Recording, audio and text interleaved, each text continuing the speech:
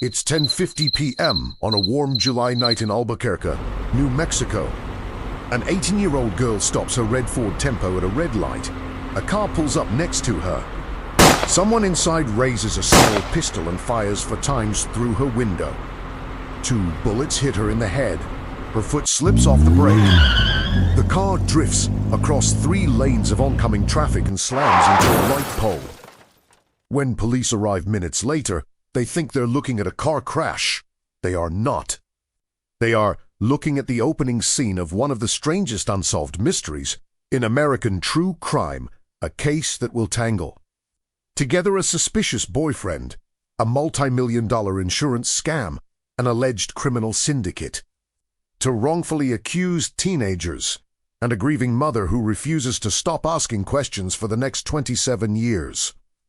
The truth, when it finally surfaces, will be nothing anyone expected. This is the story of Kaitlyn Arquette. Welcome back to the channel. If you're new here, we cover the cases that refuse to add up, the ones where every new piece of evidence somehow makes things more confusing, not less. Hit subscribe, because this one has almost every twist a true crime story can have. Let's get into it. In June of 1989, Kaitlyn Arquette graduated from Highland High School in Albuquerque. She was smart, popular, and already taking college courses before she'd even finished high school. She'd been accepted into the University of New Mexico, and she had a plan for her future, medical school. She wanted to be a doctor. That summer, she took a supervisor job at a Pier 1 import store, kept up with her classes, and used money from an old insurance settlement to move into her own apartment. She wasn't moving in alone. Her boyfriend, a Vietnamese immigrant, moved in with her. Kaitlyn's mother was Lois Duncan, a well-known mystery novelist. Lois said the two seemed happy together. He was around the house often, polite, easy to like. There was just one thing the family didn't know. He'd told Kaitlyn he was 4 years older than her. He was actually 8 years older. Kaitlyn kept the secret because she knew her parents wouldn't approve of the real age gap. For 6 weeks, everything looked normal. A teenager on the edge of adulthood, a new apartment, a boyfriend her family liked, a future in medicine ahead of her. Then it stopped looking normal. On the afternoon of Sunday, July 16th, Kaitlyn told her mother the truth. She and her boyfriend had been struggling almost since the day they'd moved in together. She asked Lois to cover for her if he called looking for her. She said they'd had a huge fight, and she was done. She was planning to break up with him. She said she wouldn't be going back to the apartment that night. That evening she visited a girlfriend and told her she was furious. At 10:45 p.m., she got in her red Ford Tempo and headed east toward her mother's house. 5 minutes later, at a red light near Broadway, another car pulled up beside her. Someone fired 4 shots through her driver's side window with a small caliber gun. 2 bullets struck her in the head. Her car crossed 3 lanes of traffic and hit a light pole. Police found her around 11 p.m., initially treating it as a traffic accident. Lois got a call from the hospital telling her only that Kaitlyn was injured. No other details. When Lois and her husband arrived expecting a car accident, they were told their daughter had been shot twice in the head and was in a coma. 5 hours later, detectives went to Kaitlyn's apartment. Her boyfriend was there, alone, seemingly with no idea anything had happened. He said he'd been out with friends all evening, dinner, pool, a couple of drinks. On the kitchen table, detectives found a note, apparently from Kaitlyn, apologizing for a fight and saying she'd gone to return some books. A gunshot residue test on him came back negative. Kaitlyn never woke up. She died the next evening, less than 24 hours after being shot. 5 days later, her boyfriend stabbed himself in the stomach in an apparent suicide attempt. He survived and told police he was depressed and felt everyone blamed him. 6 months after the murder, Albuquerque police made their conclusion official. Kaitlyn had been the victim of a random act of violence. Wrong place, wrong time. Case effectively closed. Lois refused to believe it. And the more she dug, the less random this started to look. 2.5 months before the murder, Kaitlyn and her boyfriend had taken a trip to Southern California. Lois learned he'd allegedly staged a car accident there as part of an organized insurance fraud ring, one allegedly run by an organized group within the local Vietnamese community. Drivers would deliberately crash rental cars, fake soft tissue injuries, get treated by a cooperating doctor, and split a fraudulent settlement. Kaitlyn and her boyfriend's cut $1,500, the same money used to rent their apartment. Was this the motive? If Kaitlyn was planning to leave him, and if she knew too much about a multi-million-dollar fraud scheme, maybe she'd become a liability to the people running it. Then Lois found something stranger. Just minutes after Kaitlyn was pronounced dead, 3 phone calls were placed from her apartment. The apartment should have been empty. Her boyfriend was at the hospital with the family.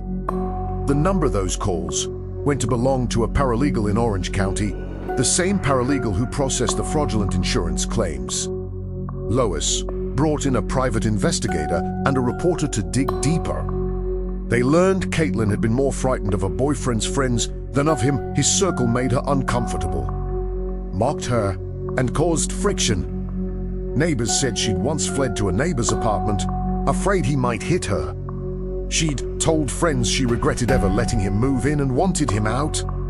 And then the reporter compared Kaitlyn's handwriting to the apology note police found on her table. It didn't match. Someone else had written it, and whoever it was had lied to police within hours of the shooting. While Lois chased the insurance fraud theory, the police were chasing something else entirely. For months after the murder, a Crime Stoppers tip named for possible suspects. By January 1990, an informant told detectives that a 21-year-old man had driven the car, and an 18-year-old had fired the shots, allegedly on a dare. A second informant said he'd been in the car when it happened. Police made arrests for first-degree murder. For a moment, it looked solved. Witnesses said the suspects had bragged about the killing. A third man admitted to detectives he'd been in the car too. Then it fell apart. Investigators discovered the second informant had actually been in jail on the night of the murder. He couldn't have witnessed anything. Under further questioning, the suspects admitted they'd told police what they thought detectives wanted to hear, out of fear. Their accounts of the crime were riddled with contradictions. None of them could even describe what Kaitlyn looked like. The only outside witness, a truck driver who claimed he'd seen a car chasing Kaitlyn earlier that night, gave a license plate that didn't match any of the suspects' cars, and his timeline didn't line up either. By 1991, every charge had been dropped. Teenagers who'd falsely confessed or been falsely implicated walked free, and Kaitlyn's case was unsolved all over again. In 1992, a desperate Lois published a book, Who Killed My Daughter, pleading publicly for information. Weeks later, one of the earlier suspects told police he and his friends had actually been paid to kill Kaitlyn. Then he recanted again, saying he'd been drunk when he said it. For years, the case sat frozen between 2 competing theories: a random drive-by shooting or a targeted hit tied to an insurance fraud ring. Neither one could be proven. And the man everyone had quietly suspected the entire time, the boyfriend, was never charged with anything. In 1995, a private investigator named Pat Caristo was watching a TV special about the case. Something nagged at her. She began quietly reviewing the original police reports herself and found a name almost nobody had focused on. A 21-year-old man named Paul Apodaca. On the night of the murder, officers had found him standing near Kaitlyn's crashed car. His own car, a gray Volkswagen Beetle, was parked nearby, matching a vehicle other witnesses had reported seeing close to the crime scene. He told police he'd simply been passing by. They took his information and let him go. Nobody ever formally interviewed him again. Caristo dug into his background and found a long history of violence against women. Her forensic review of the crash also told a very different story than the drive-by theory. Damage to Kaitlyn's car suggested she'd been forced off the road first, then shot at close range after her car was already stopped, not during a moving chase at all. Years later, a cold case unit would confirm the same conclusion, even with this case told for another case. Then, in July 2021, Paul Apodaca was arrested on a probation violation. Without being asked, he confessed not just to killing Kaitlyn, but to murdering two other young women in Albuquerque back in 1988. Investigators said his confession contained details only the real killer could have known. In 2022, he was formally charged in all 3 killings. In January 2024, 32 years after Kaitlyn Arquette was shot at a red light, Paul Apodaca pleaded guilty to second-degree murder in her case and 2 others, along with a rape charge. He was sentenced to 45 years in prison. The insurance scam, the alleged criminal syndicate, the 2 wrongfully accused teenagers. The boyfriend everyone assumed knew more than he said. None of it, in the end, had anything to do with who killed Kaitlyn.